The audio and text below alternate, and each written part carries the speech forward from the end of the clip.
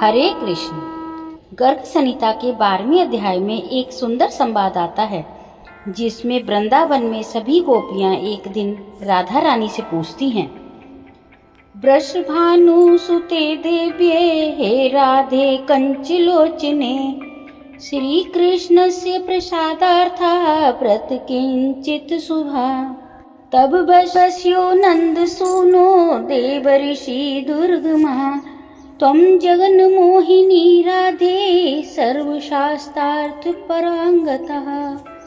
अर्थात हे दिव्य स्वरूपे कमल लोचने वृषभानुनंदिनी, हे श्री राधे जो देवताओं के लिए भी अत्यंत दुर्लभ है, वे श्री नंद नंदन तुम्हारे वश में रहते हैं। हे राधे तुम विश्व मोहिनी हो और संपूर्ण शास्त्रार्थ में भी पारंगत हो, इसलिए हमें श्री कृष्ण को प्रसन्न करने के लिए कोई व्रत बताएं। इसके उत्तर में श्री राधे कहती हैं, श्री कृष्णस्य प्रसादार्थम कुरुते एकादशी व्रतम तेन वश्यो हरि साक्षात भविष्यति न संशयो।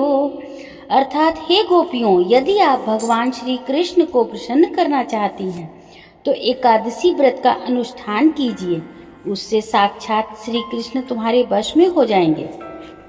भगवान की भक्ति सर्वोपरि है और यह धन भगवान के पास स्वयं भी नहीं है। ये धन किसके पास है? भगवान के भक्तों के पास है। भगवान की शुद्ध भक्ति भक्त कर सकते हैं, भगवान को शुद्ध भक्ति भक्त ही प्रदान कर सकते हैं। तो एकादशी जैसे पवित्र दिन पर भगवान के गुणगान तो सुनने ही चाहिए, उसके साथ उनके भक्तों की महिमा भी सुननी चाहिए। इस उपलक्ष्य में हम वैशाख मास की कृष्ण पक्ष की एकादशी का महात्म्य और कथा का श्रवण करते हैं, जो कि भगवान श्री कृष्ण ने युधिष्ठिर को सुनाई थी। युधिष्ठिर बोले, हे भगवान मैं आपको नमस्कार करता हूँ। आपने चैत्र मास के शुक्ल पक्ष की एकादशी का व्रत कामदा एकादशी के बारे में बताया। अब आप कृपा करके वैशाख कृष्ण पक्ष की एकादशी का नाम और महत्व बताइए। भगवान श्री कृष्ण ने कहा, हे राजेश्वर, वैशाख मास के कृष्ण पक्ष की एकादशी को बरूथनी एकादशी के नाम से जाना जाता है। यह सौभाग्य देने वाली है, सब पापों को नष्ट करने वाली है और अंत में मोक्ष देने वाली है। इसके महात्म्य की कथा इस प्रकार है। प्राचीन काल में नर्मदा नदी के तट पर मानधाता नामक राजा राज्य करते थे। वह अत्यंत दानशील और तपस्वी थे।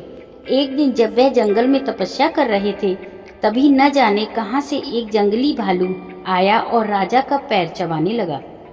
राजा पहले की तरह ही अपनी तपस्या में लीन रहे। कुछ देर बाद पैर चबाते चबाते भालू राजा को घसीटकर पास के जंगल में ले गया।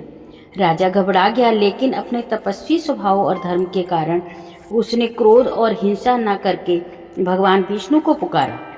उसकी पुकार सुनकर श्री हरि प्रकट हुए और उन्होंने चक्र से भालू को मार डाला। राजा का पैर भालू पहले ही खा चुका था। इससे राजा बहुत ही दुखी और शोकाकुल थे। उन्हें दुखी देखकर भगवान विष्णु बोले, हे बस शोक मत करो, तुम मथुरा जाओ और बरूथनी एकादशी का व्रत रखकर मेरी बराह अवतार मूर्ति की पूजा करो। उसके प्रभाव से पुनः सुदृढ़ अंगों वाले हो जाओगे। इस भालू ने जो तुम्हें काटा है, ये तुम्हारे पिछले जन्म का अपराध था। इस भगवान की आज्ञा मानकर राजा मानधाता ने मथुरा जाकर श्रद्धा पूर्वक बरूथनी एकादशी का व्रत किया।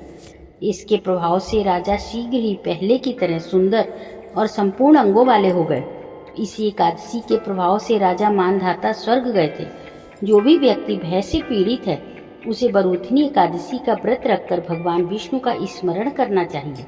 इस व्रत को करने से समस्त पापों का नाश होकर मोक्ष मिलता है। श्री कृष्ण गोविंद हरे मुरारे रे नाथ नारायण वासुदेवा। श्री कृष्ण गोविंद हरे मुरारे रे नाथ नारायण वासुदेवा। बोलो श्री विष्णु भगवान की जय।